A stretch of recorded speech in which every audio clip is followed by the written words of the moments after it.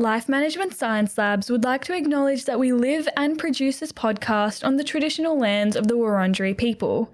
We'd also like to acknowledge the traditional owners of the lands of our listeners and our international colleagues.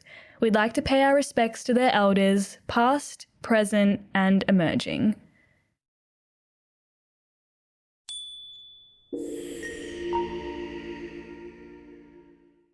Hello everyone, and welcome to Work in Progress, the Personal Productivity Science Insights podcast produced by LMSL, the Life Management Science Labs. We are champions of life management science, providing structured insights informed by science and inspired by practice on key aspects of conscious living.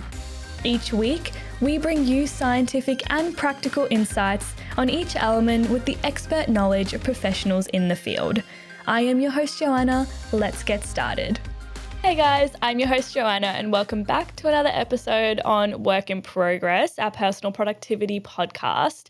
So on today's topic, we're going to talk about time management. And we live in such a fast-paced world where we're trying to balance doing all these different things, and sometimes being both efficient and effective while trying to get all these different tasks done can be a struggle. So today I'll be joined by Dr. Sarah Reiff-Hekking to chat about some strategies for maximizing our time management and subsequently our productivity as well. So Sarah is the founder of True Focus Coaching. She's a speaker, coach, and productivity and time matters expert with over 20 years of experience empowering entrepreneurs, small business owners, professionals, and executives to manage their time and reach their goals. Hi, Sarah. It's so lovely to have you here with us. Thanks so much for having me. Yeah, of course. Thank you for being here. Firstly, I'd love to just give you an opportunity to introduce yourself with a bit more about who you are and what it is you do. Sure. So I empower entrepreneurs and professionals to get a grip on their time so they can get to the next level in their lives and their businesses. And I love working with smart time challenged people that want to get more into their workday so that they can really build their businesses, increase their profits, and also get it done during the workday so that they can do all of those other things that they want to do outside of life. So I really like to talk about the whole life, even though we often focus on the business day first. Yeah, for sure. So just like focusing on a work-life balance, do you think that's what's really important? Yeah, so my clients come to me really wanting to create that work-life blend that works for them. I don't use the word balance because I don't think it's ever even. I think Yeah, it's that's a always good a point. blend, right? I think it's always a blend. And I think particularly now when so many folks are working from home or working remotely in many, many different settings, that we really have to talk about what is the blend that you want. How much work do you want to be doing in your day? How much other stuff do you want to be doing in your day? And are you clear about what those things are and what's really going to fuel you to feel like you have your best life? Yeah, for sure. So in terms of this blend, do you think it's okay if people want to have more focus on work and less focus on a personal life, or more focus on their personal life and less on work? So do you think that blend is totally customized to the individual?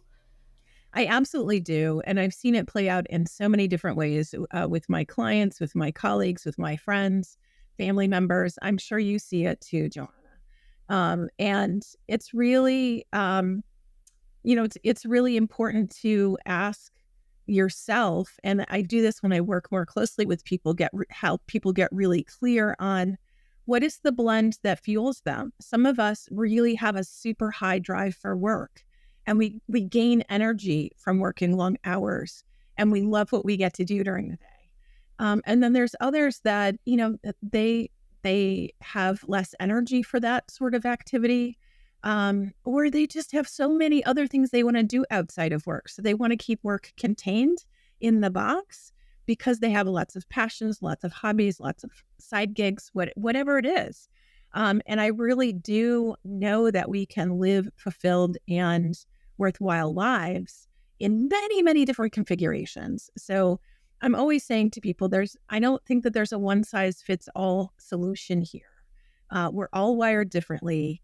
And so we need to be careful what we copy. We need to really put our lives together intentionally so that they work, so that we feel good about who we're being and what we get to do in the day.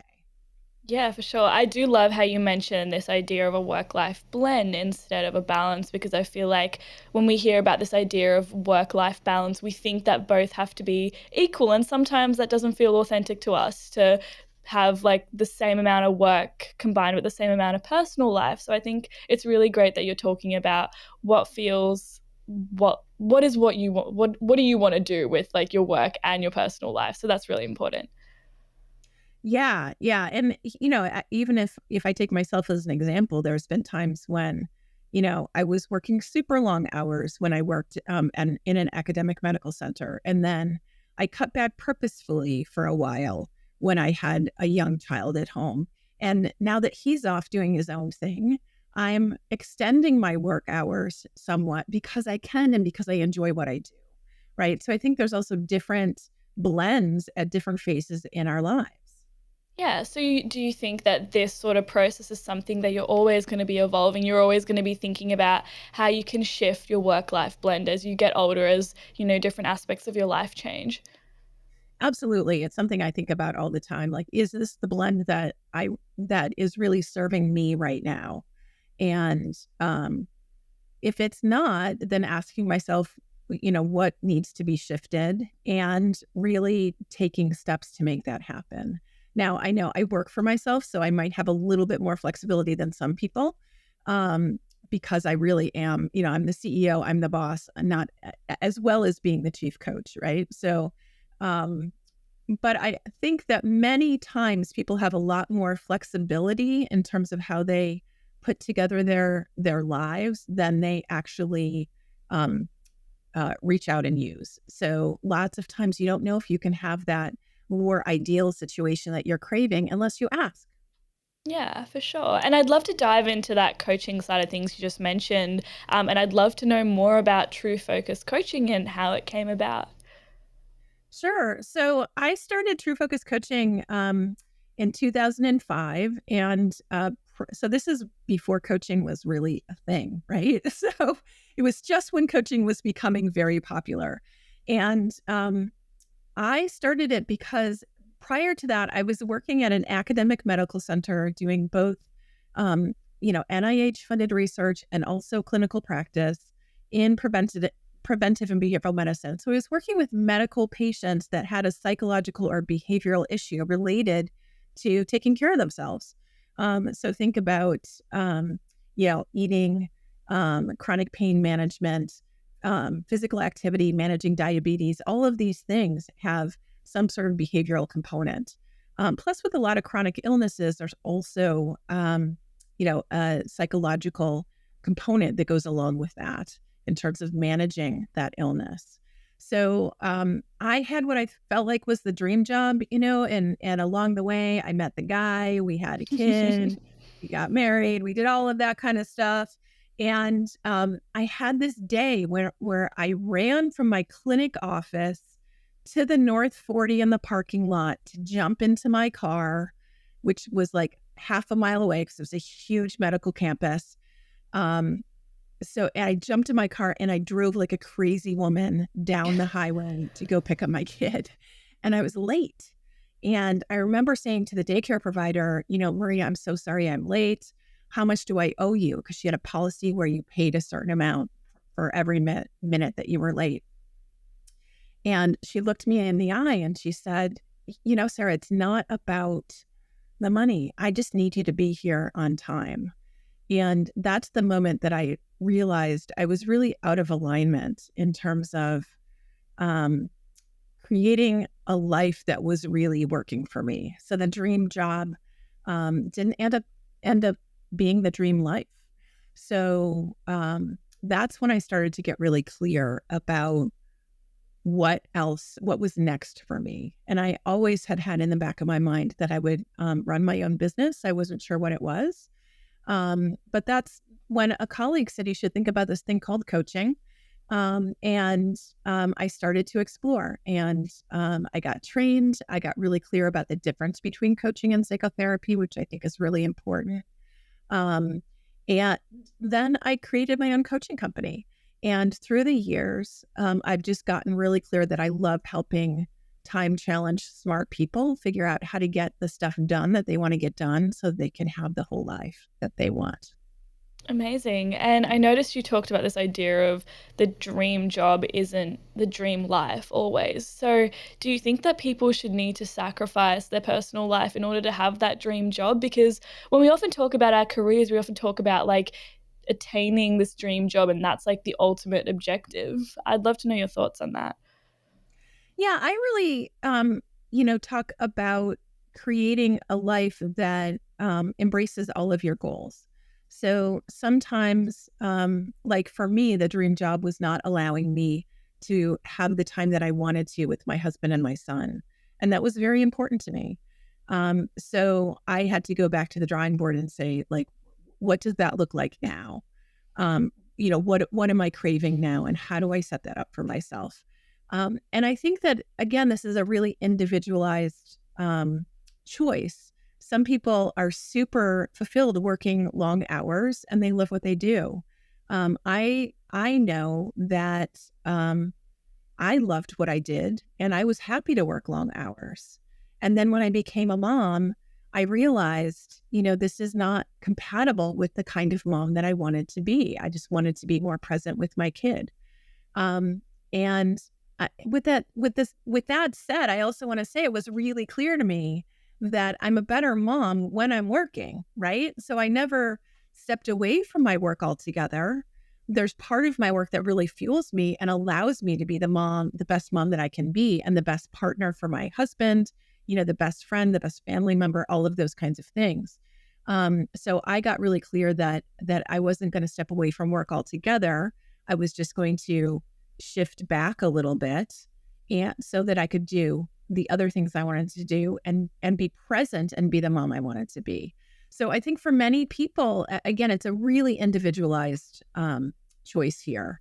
And you have to really dig deep and get clear, and really, what is the reality of that dream job? Sometimes when we lean into the reality, it's not as much fun as it looks like, on the meme or whatever on the social media. So I think we all have to ask ourselves this question very, very closely and take a look and also notice what it feels like. Because sometimes you think like, oh, that's awesome. I want to do that. And then you're doing it 8-10 hours a day and you think, this is horrible. I hate this. Right. So you have to customize. But I really, in terms of the work-life blend piece, one of the things that I see that happens all the time with my clients is that they end up focusing more on their career goals and they forget to ask themselves about the other things that they want outside of their career. So if you're only targeting your career, you then can't also bring in these other things, right? So if you don't have goals or a picture of what you want to have happening outside of work, then it's really easy just to get focused on the work stuff and forget about the other stuff. So, when I talk with people about what their meaningful goals are, I talk about what are the goals that guide you in having the whole life that you want. Certainly there's a bunch in there related to work for most people, but let's not forget the other pieces, because that's when people start to feel isolated and dissatisfied when they're working all the time, or they've forgotten to say, I really like working long hours, but I want to make sure that I'm intentional about the little time I have outside of work and I'm really using it in ways that work better for me and that are most important for me. Yeah, for sure. And I'd love to dive more into that work-life balance as well the further we get into our chat today. But before that, we've got a section that we call Have You Met Sarah? So here I'd just love to ask you some more little personal questions that are just fun and get to know you a bit better. So my first one for you is, do you have a favorite book or anything that you're reading at the moment? Well, I'm always reading something. So there's always a book on my Kindle and maybe a couple on my bedside table and my desk. My favorite books are by an author named Barbara Kingsolver. She's just a fabulous writer of fiction. But what I will say is that I also belong to a book club. So I get to read like we pick things that I never would pick because I like to explore different people's perspectives. So I will say I always have a fiction book going, and then I often have some business books that are either educating me on the coaching field or business ownership or fueling my own self and making sure that I'm learning all the things I need to learn. Yeah, beautiful. And do you find that you're more into nonfiction than you are fiction? It's interesting. I do a lot of thinking about nonfiction and thinking about um, how I help my clients change their behavior and become who they want to be during the day. So I really crave nonfiction when I'm not working.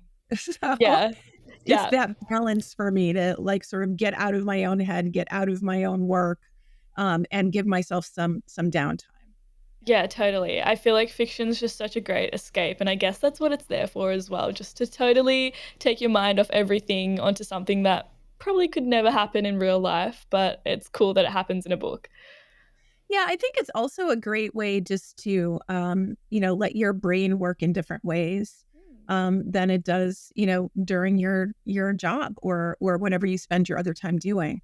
And I love stories that help me think about things from a different perspective. So I just finished a book called Happiness Falls. That's about Oh. um, it's about a nonverbal special needs young man and his family during the pandemic. And there's there's a lot of suspense. There's a lot of the father goes missing. There's a lot of great story, but in terms of keeping you riveted, but it also helps you see things from so many different perspectives, whether it's from a nonverbal special needs person or college students during the pandemic or their parents trying to manage all of it. So I love stories that help me really land in somebody else's mind for a while. Yeah, for sure. I mean, the pandemic was totally tragic, but I feel like it's created this entirely new genre of books because there's this whole new period to cover, so many different stories to tell, perspectives we've never heard from before, and I feel like it's just so interesting how it's contributed to, books and reading in general. Uh-huh. Awesome. Well, my next one for you is movies. Do you have a favorite movie at all? I have to say, my favorite movie is probably Crouching Tiger, Hidden Dragon. Now, it's been out for a really long time, so there might be a whole bunch of people that don't know about that. But it's epic, it's sweeping, it's beautiful cinematography. There's a little like magic and ninja fighting and all of that kind of stuff in there, which I really really love. And I But what I will say is I watch a ton of different movies because my son is an actor. So Oh. whenever he's around, there's always, he's always watching something again that I wouldn't pick myself, but helps me see things from a different perspective. And, he likes to think about how the actors are portraying things and also, how the movie was put together in general. Yeah, amazing. Has he been in anything recently? No, he's just finishing up his college degree, so he will be officially on the job market in January, and so I'll stay tuned. That's so exciting. Well, I hope everything goes really well for him. Moving on to my next one, podcast. I know we talked before and you said that you've done a lot of podcasts before, but do you listen to many yourself? I do, and so there's a couple that I come back to often. One is Brene Brown's podcast. She's got a couple different ones. Oh, okay. Yeah. She does. I love listening to her because she does. First of all, she's a bit of a psychologist. She's a social psychologist, so little bit of a theme there. And she just does a really good job of talking about emotions and interviewing people in a way that allows them to really talk about concrete actions to take. And so she's on the more serious side. And then I love Conan O'Brien's podcast on the less serious side. He's hysterical, and it's really, really fun to listen to the in-depth interviews that he does with people when he gets to talk to people for like an hour instead of whatever, 4 minutes when he used to have his TV show. Yeah. I personally never used to be much of a fan of podcasts, but then I got into true crime and I just realized how interesting it is, like sitting there listening to people like unpack all these interesting topics. And I was like, oh, it might be just boring listening to people talk, but it's actually so interesting. Yeah, yeah, it's so funny. Have you watched Only Murders in the Building? No, I've religiously just listened to this podcast called Red Handed, done by these two UK women, but that sounds interesting.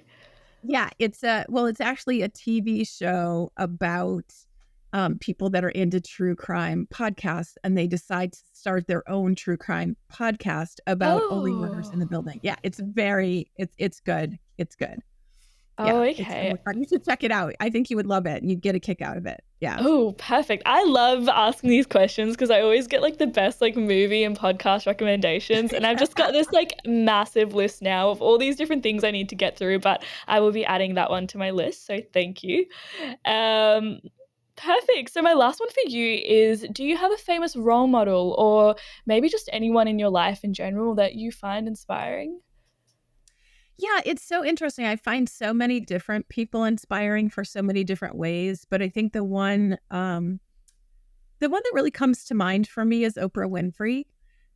Just because she has um, created so much in her life, and come from so many different difficult circumstances, and just seems to be able to stay on top of things and in the game no matter what she's doing. Yeah, I feel like that's so beautiful. And she also talks to so many inspirational people herself. And She she's, does. Yeah. yeah, she's got this like wealth of knowledge. And I feel like yeah, she's so interesting as an individual. So that's a lovely pick. Thank you for sharing that with us.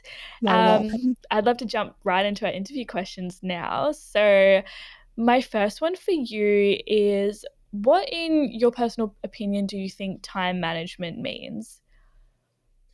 Yeah. So time management to me means being able to manage your time and your tasks in a way that works for you, that allows you to get the most meaningful and important stuff in your day, right? So I think it's about getting clear about what is important to you and then figuring out how to sequence that flow in your day so that you do that. Time's a non-renewable resource, and it's really important to think about it that way. We don't get time back. You can make more money, but you can't make more time. Yeah. So it's really important to ask yourself as you go through the day, and then as you're planning out your week, and as you're thinking about the things you want to accomplish, what's most important to me here, and why am I doing this stuff? And how do I use this resource that's non-renewable in the best way for me today? Yeah, for sure. And along the Right. lines of, time management being really important in our fast-paced world, do you think that it's become even more important because we're living in such a hectic society where we're all trying to do multiple different things at the same time? Yeah, I do, because there's so many things that steal our time from us, right? Yeah. So there's so many time wasters, there's so many time robbers, there's so many things that pull our attention, that feel urgent, that feel important, but really aren't.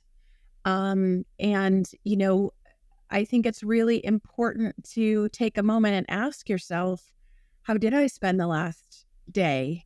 How did I spend the last week? If I was going to do that intentionally, would I have chosen that? Right?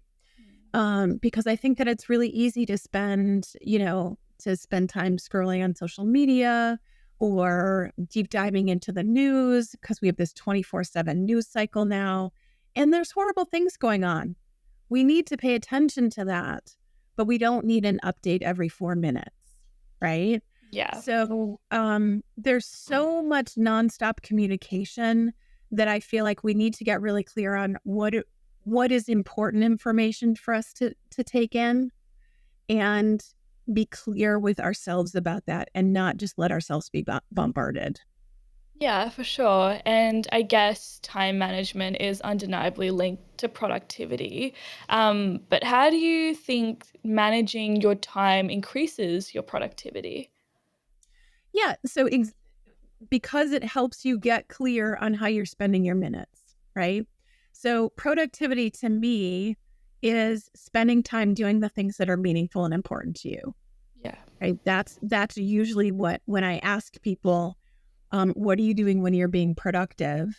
They usually say things like, you know, working with my clients, doing the work that is important during the day, fill in the blank for whatever that is for you. If it's a lawyer, it might be, working on a brief. It might be being in client meetings. It might be being in court. If you're, a social media expert, you're going to have different things that are meaningful and important to you. But the most important thing is that you're really clear about what do you want to accomplish, and then how are you going to actually set the structure in place. And it can be a very flexible structure, because lots of times when I talk about this and people are like, structure, no, I don't want structure. Structure leads to freedom, but you need the right kind of structure. And it often needs to be pretty flexible and flowing in order for you to really use your time well, given the fast pace of how many industries are moving and how many people's days go. But I think it's really, really important to think about productivity is being productive. You want to ask yourself, what does that look like? What does that feel like? What am I doing when I'm productive? And then the time management piece is about creating that time map for yourself, right? So that if I spend my time in this way according to this plan, then I'm going to be doing the most meaningful and important stuff. I'm not going to get pulled into the things that feel like a time waster or feel like a time robber or just have nothing to do with me. But, somebody called me or texted me or messaged me, and all of a sudden I'm in it, right? Yeah. And I guess people tend to jump the gun, right? When it comes to time management and productivity, they're like, I want to be productive. Let's just go straight to being productive, when they don't really have a clear idea of what that is. Like you said, people need to find what's important to them, like what they want to be doing. So I guess my question for you is, how do we even go about finding what's important to us and then approaching productivity and time management? Yeah. So as I work with people, what typically happens is that people come in saying, "Oh my God, Sarah, I can't think about long-term planning. I can't think about what's really important because there's so much going on right now."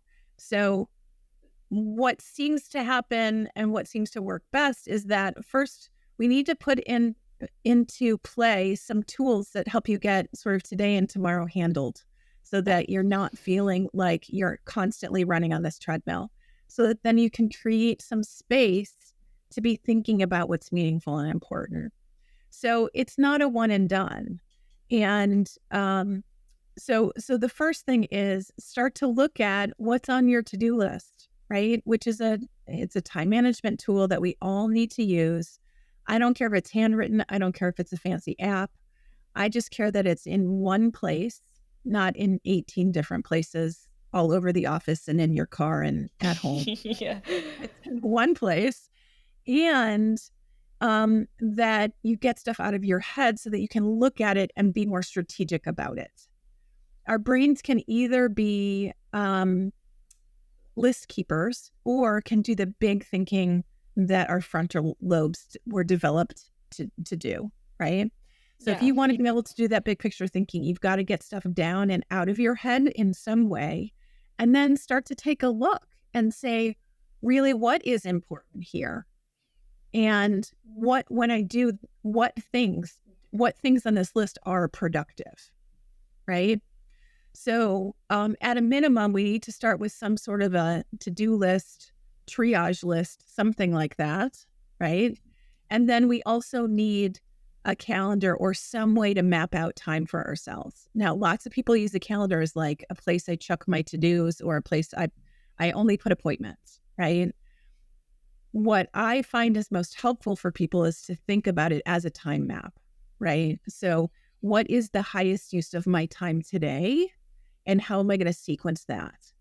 And you can, put some time blocks in there. Also give yourself some space for wild cards or things that are just going to happen so that you're not packing yourself too tightly. I call this a flexible template for your week. And the reason why I don't use the term time blocking is because what I find most people do when they're time blocking is they cram in everything that they think they're supposed to do. And it's unrealistic. And then as soon as they're off course, they just chuck the whole plan out the window. And that doesn't work because you just end up doing whatever you're doing and you're not mindful, you're not conscious, you're not planning that best use of your time during the day. Yeah. And would you be able to give us maybe some tangible examples of benefits that individuals can experience when they decide to sit down, see what's important to them, and then work from there? Yeah. Yeah. So what happens when you start doing that is number one, you're going to shift your activities towards those things that are most important to you.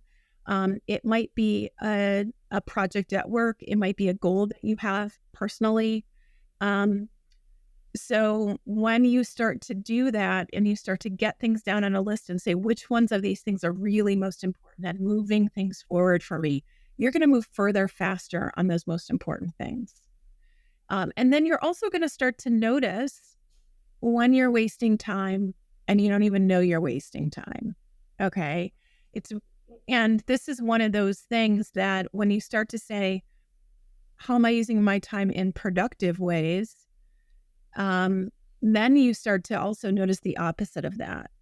When am I unproductive? What does that look like? What does that feel like? And sometimes it's because we're honestly distracted by things happening around us. Sometimes it's because we're exhausted and we can't think straight anymore and we really need to stop doing what we're doing. But I think it's really important to just start asking yourself the question, what does productivity look like for me? How will I know I'm productive?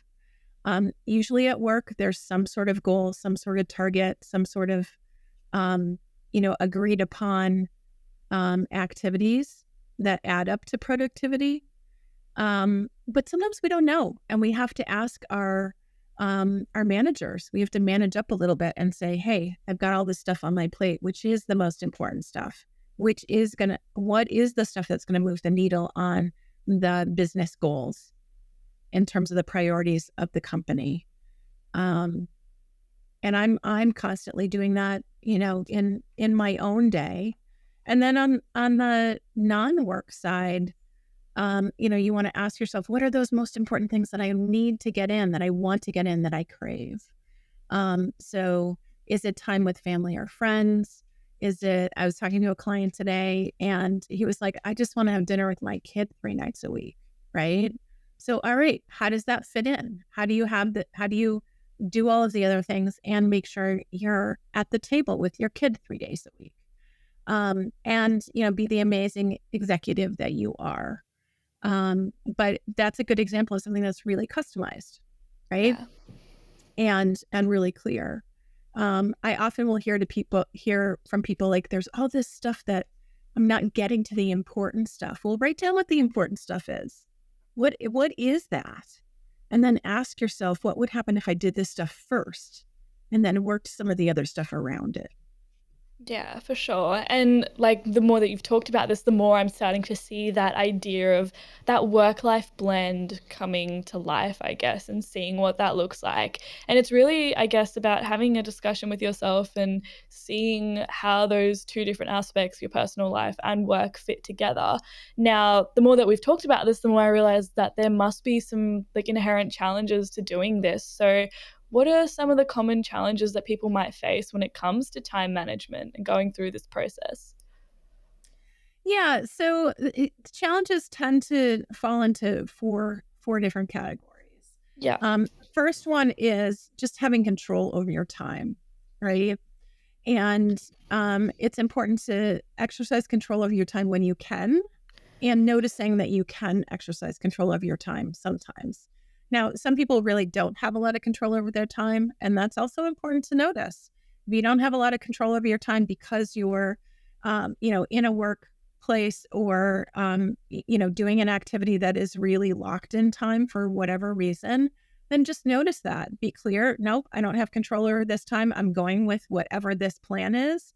And then let me be clear about when I can control time. And also, I think it's also important to notice how you process time, right? So some of us notice time as like, oh, I know time is passing, and others feel like time is right now or sometime in the future, right? There's like, they don't feel the gradations very much.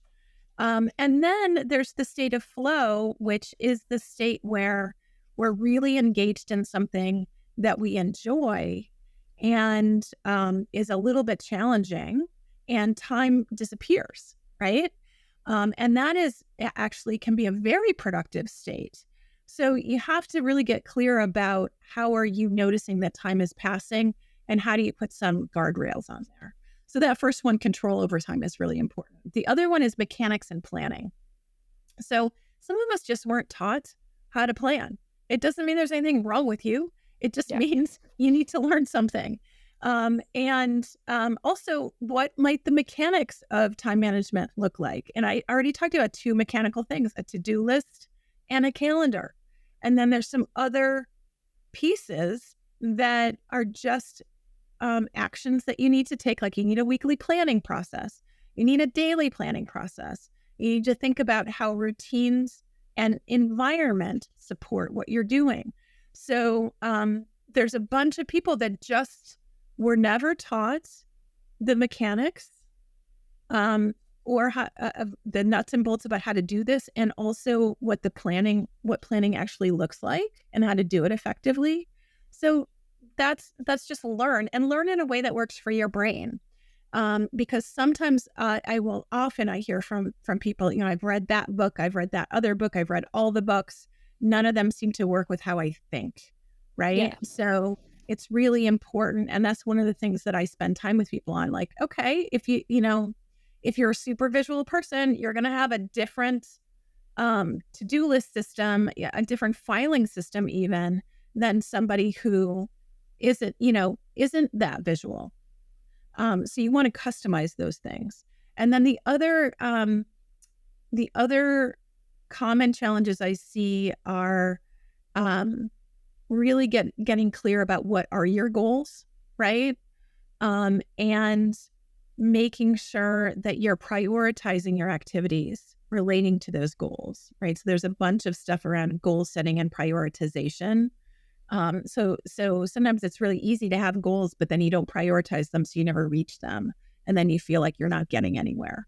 So it's important to think about those things. And then the last one is procrastination and overwhelm and other emotions that get in the way of us doing the things that we know we can and should be doing right now. And that's an emotional process that a lot of people don't think about, that gets in their way of their productivity. Yeah, and along the lines of procrastination, I feel like that's such an important point because I don't know about anyone else, but I am the biggest procrastinator. And I feel like I always want to be so productive, but then I get to that point of being like, oh, I'll just push that aside and eventually it'll get done.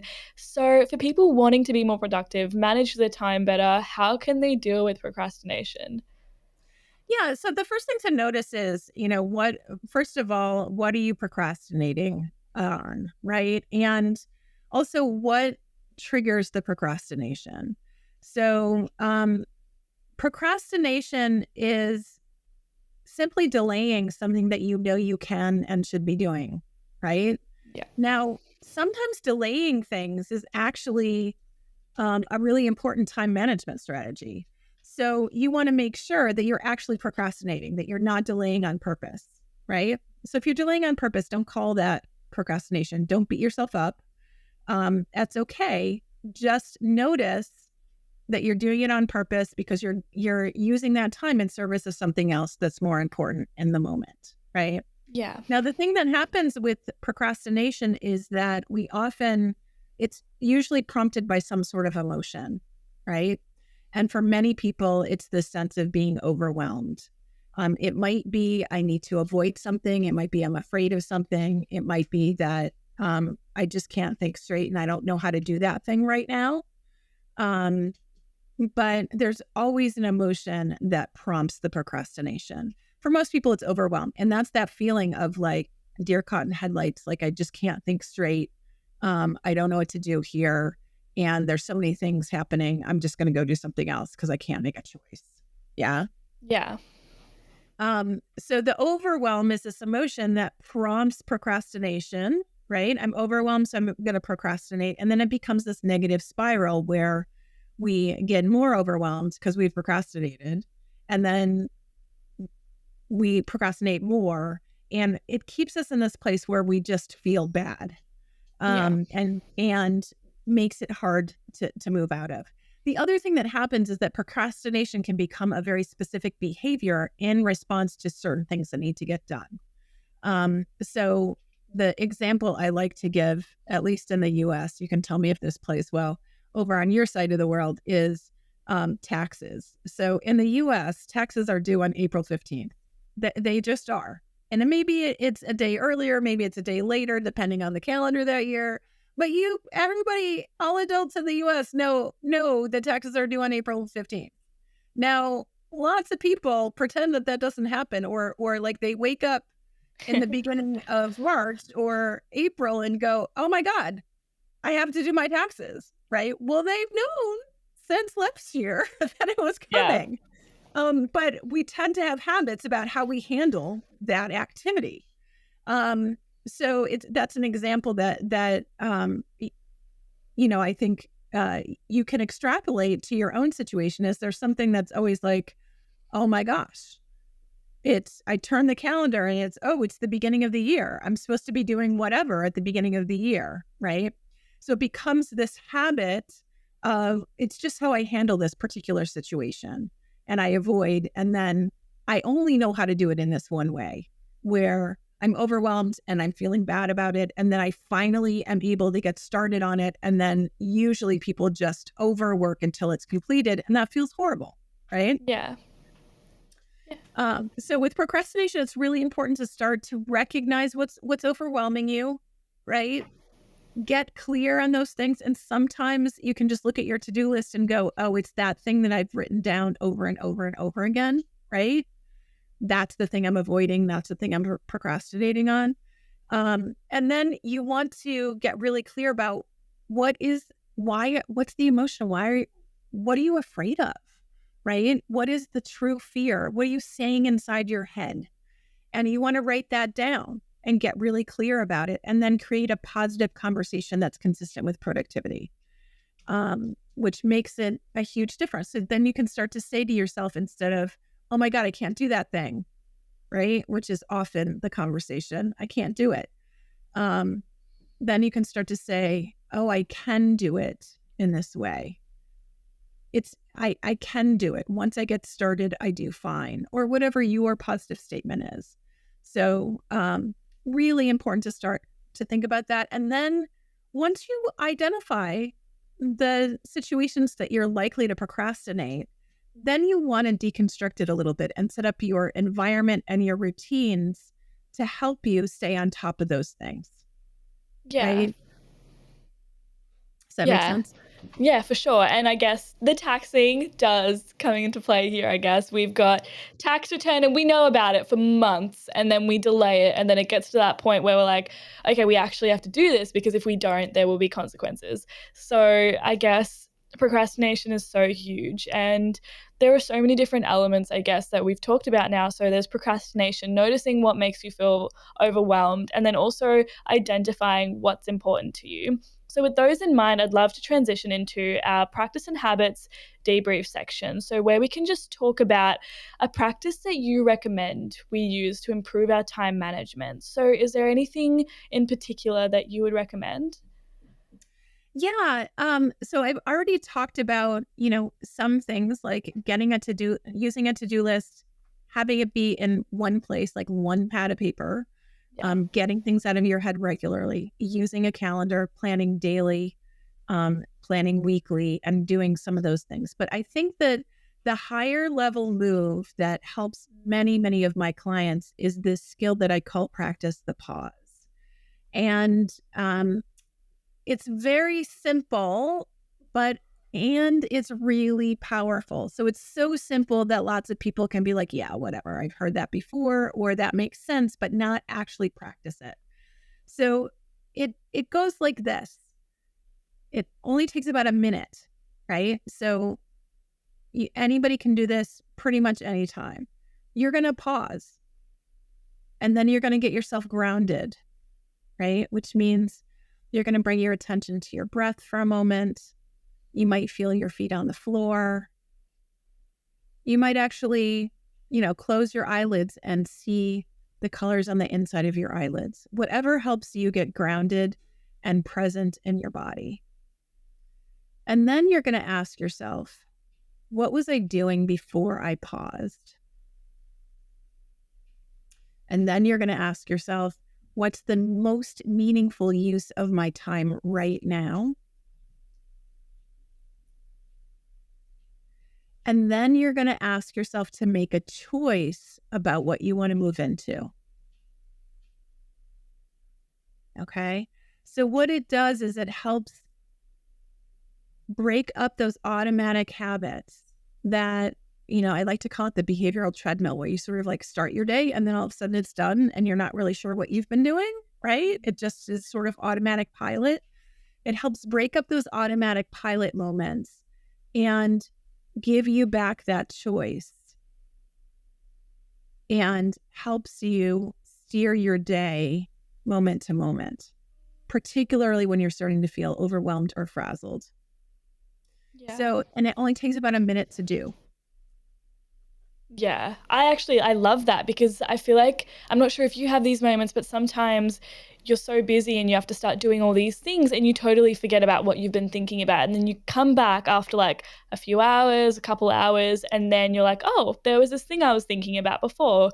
It's not really as important now. And I feel like I've got perspective on that. But I feel like with this technique, you can do it in just under a minute, which is great.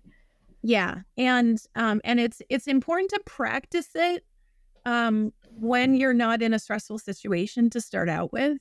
So Yeah. you really you want to practice it regularly, at least once a day at a particular time, just to remind yourself so that you develop the skill. And then as it's more automatic to you, then you can start to use it during your day when you're starting to feel more frazzled or when things are busier. Um, but it's a really, really helpful skill. And, my clients that are in my intensive programs, we always come back to this as like this. It seems so simple, but it's really an advanced move, but it's something that you can start to use daily, and it allows you just to pause and reset throughout the day. Yeah, for sure. And how has using this technique helped improve your perspective on productivity? Yeah. So I think what it does is it helps me, again, get centered and ask myself that question that's so critical about, is this the best use of my time right now? What do I Yeah. really want to be doing? Yeah. And the biggest issue is not that we don't want to be productive usually, it's that we distract ourselves, right? So it helps me catch myself when I'm distracting myself with something that's not really what I need to be attending to. Yeah, for sure. Perfect. Well, I'm so glad we talked about that because I feel like there can be all these different techniques we can use that are so complex. And I feel like sometimes it just puts people off from wanting to do it because it's like, oh, I've got all these things happening and now I've got this technique to use, but it's so hard to do that maybe I'll just procrastinate, I'll push it aside and maybe I'll come back to it. But this is so simple. And I feel like it's something that I'm personally going to try as well. Well, great. And I have a quick handout on my website that's free for people you can grab. If you go to truefocuscoaching.com, and you'll see under resources, you'll see practice the pause. You can click it there. It's a one pager. We actually have an audio that you can download and save on your phone or whatever your favorite device is, and just listen to it for 1 minute when you need to pause. There's also one with a brief video if you do better having, a quiet image in front of you to help you get focused. So again, that's at truefocuscoaching.com. And if you go to the resources tab, you'll see practice the pause. Perfect. Thank you for sharing that with us. So I'd love to get into our questions from the audience here. Now, we've already discussed quite a bit, but there are some aspects that I don't think we've touched on, like the component of technology. So with the prevalence of all these digital technologies we have, how can we balance leveraging technology for productivity and avoid wasting time?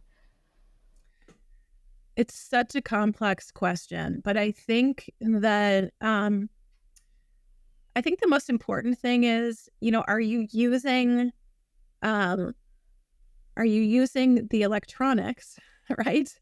Are you to help you do things more effectively, or is it actually slowing you down, right? So, right now there's a whole big buzz around the world everywhere about AI, and is that making Yeah. us more effective? Is that going to be more effective? How can we use it more effectively? And I think my question is always, well, how will you use something more effectively, and how will you know you're using it more effectively? Yeah. So, if AI can help you because you can get it to write a first draft of that marketing email and that you're then going to tweak, and it gives you something to bounce off of, which saves you a lot of time, then that's awesome. That's a great use of technology. I think technology slows us down sometimes because we actually have too much technology in a process that only needs a little bit of technology, right? So we're in and out of way too many apps, um, way too many times during the day, and it causes us to distract ourselves. It causes us to spend a lot of time maintaining the technology instead of actually doing the work or doing the thing that we want to be doing. Does that Yeah. make sense? Yeah, Um, no, for sure. yeah. So I was talking to a client recently who's a realtor, and she's got a content or a customer relations management system, and she's got a lot of other resources coming in. And she said to me, "I'm going to get this other app to do this other thing." And I was like, "Wait, before you do that, look at this other piece of technology you have to see if your customer's relationship management system has something like that in there already, right? Just add it there instead of getting another app that's going to summarize the numbers over here that you have to do double data entry, right? So I think it is about asking yourself, what are the systems I've put in place? Are they still effective? Usually we put systems in place because because we want to be more effective. But sometimes over time, that system morphs, and the technology is actually, we're spending more time feeding the technology than we are having the technology getting something useful done for us. Does that make sense? Yeah, for sure.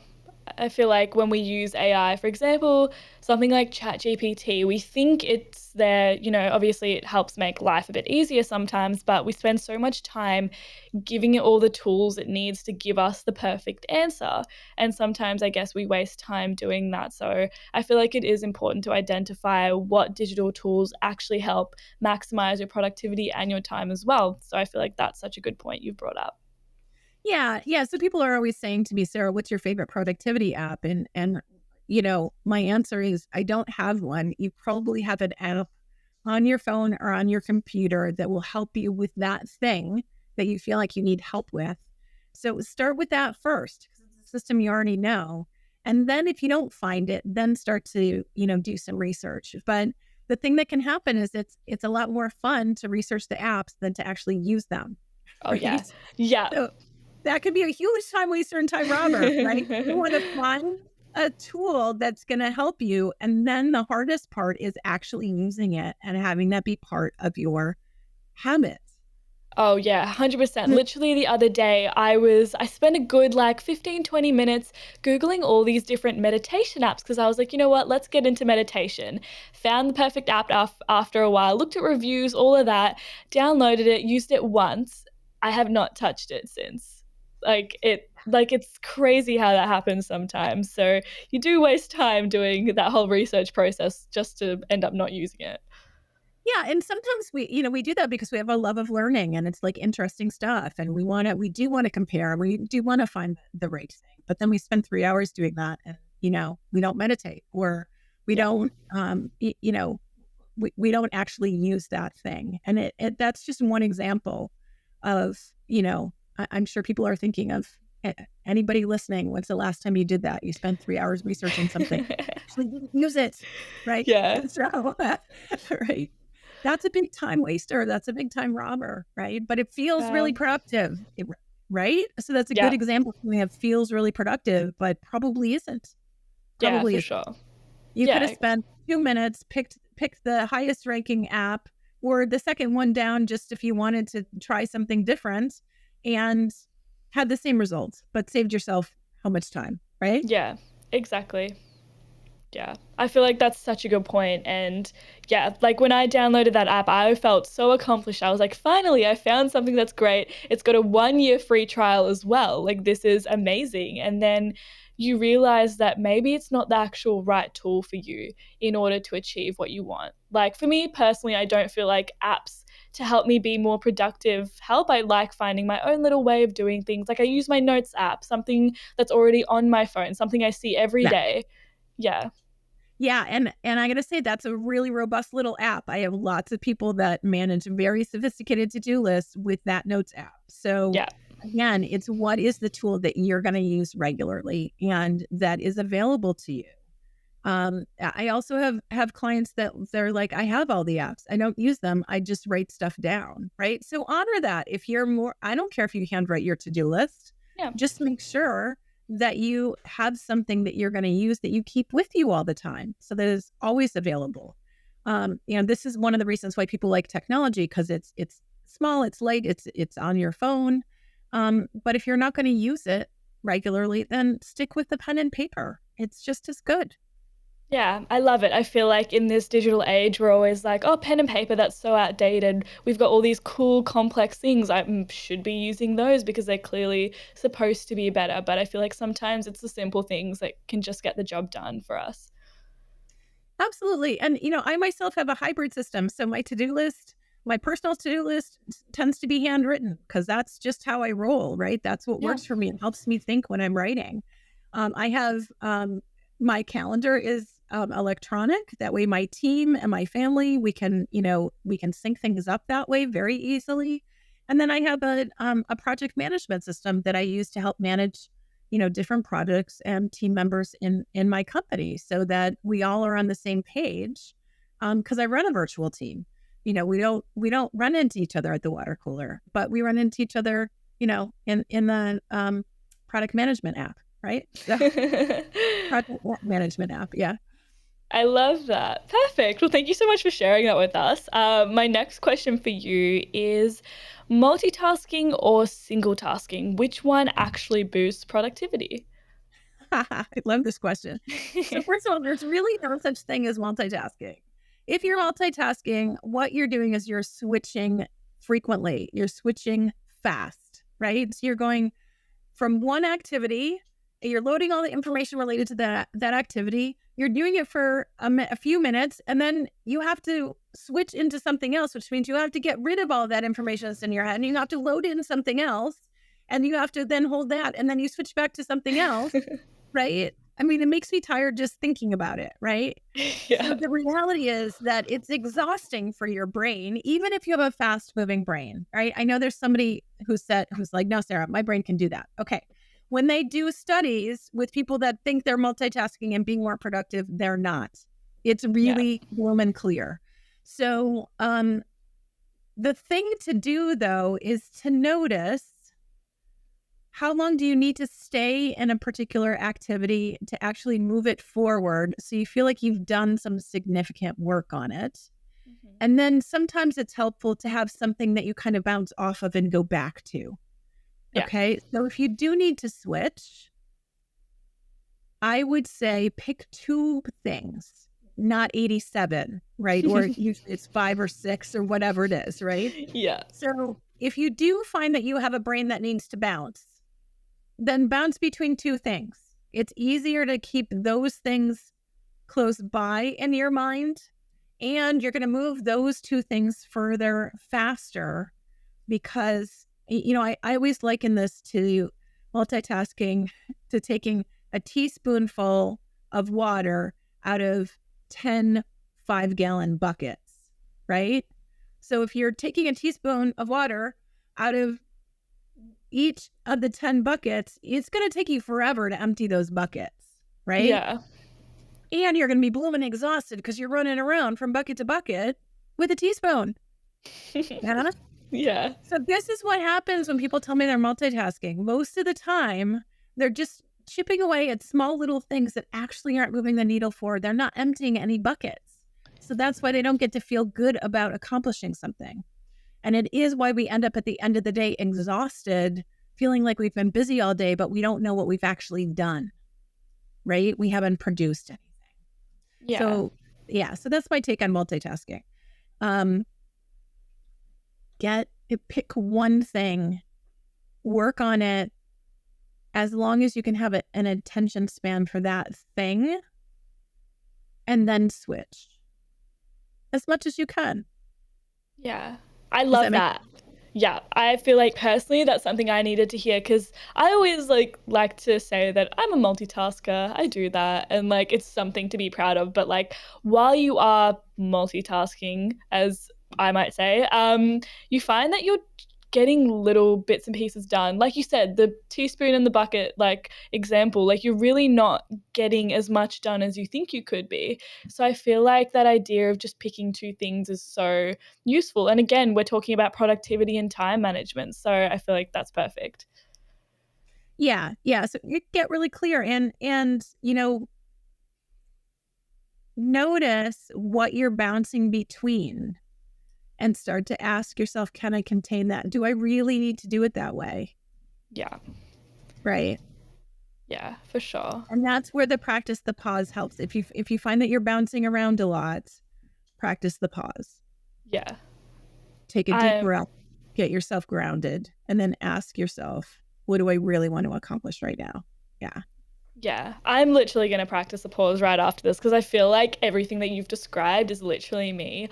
I try to multitask. I feel like I never have a moment to properly think about what I'm thinking about and realize if that's important or if I should just move on to something else. So literally me after this, going to practice a pause, going to try and pick two things, just focus on.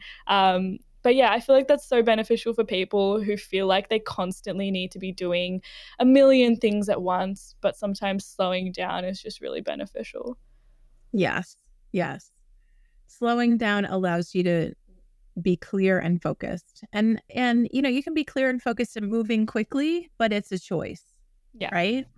It's a choice. It's not because we're rushed. It's not because we're reacting and in panic mode, right? Yeah, for sure. Perfect. Well, this brings us now to our open mic section. I've had so much fun chatting to you about this, but I'd love to just give you the entire space, the floor, the time, just to talk about whatever you would like to talk about. So, yeah, the floor is yours. Well, we've talked about so much. I mean, I have such a passion for helping time challenged, smart entrepreneurs, professionals. I work with a lot of lawyers. I work with a lot of realtors. I work with a lot of small business owners. Really get focused on what's meaningful and important to them and then figure out how to get that stuff done. I think there's a couple of things that I think are important for people to think about. First of all, if you're struggling, you're not alone. I feel like a lot of my clients, when they first come talk to me, feel like the one person that didn't get the time management memo. Everybody's struggling with this. It's not you. And so reach out and get support because it's not going to change unless you decide you want to change it. So know that you're not alone. And make sure you're setting up systems that work for your brain, your life, your body, and your business. We're all wired differently. We're all humans, but our brains are born with different strengths and weaknesses. And you can set up systems that will work for how you think and your whole life. You just need to get some support sometimes to do that and to practice using them and to get out of your own sort of reactive panic mode and get clear about what's going to work for you. We can learn to manage our time in different ways. We can become more productive. It takes practice, and it's not a one and done. It's not a one and done. It's about changing behavior, and that takes practice. Yeah, for sure. And I feel like, we've been talking about all these strategies and things we can be doing on our own to figure this out, but it's so important to emphasize that you can get help in order to be able to do these things. So what a beautiful way to round off today's episode. So thank you so much for joining us, Sarah. I've had such a great time chatting to you about this. Thanks so much for having me. It's been a blast. Perfect. Well, for those of us watching who want to find out a bit more about you, where can they go? My website is truefocuscoaching.com.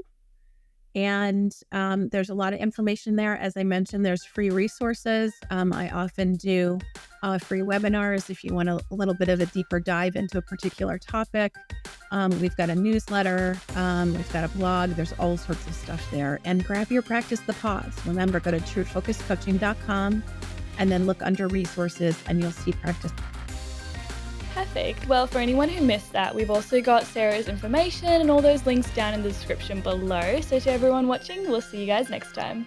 You have been listening to Work in Progress, the Personal Productivity Science Insights podcast produced by the Life Management Science Labs.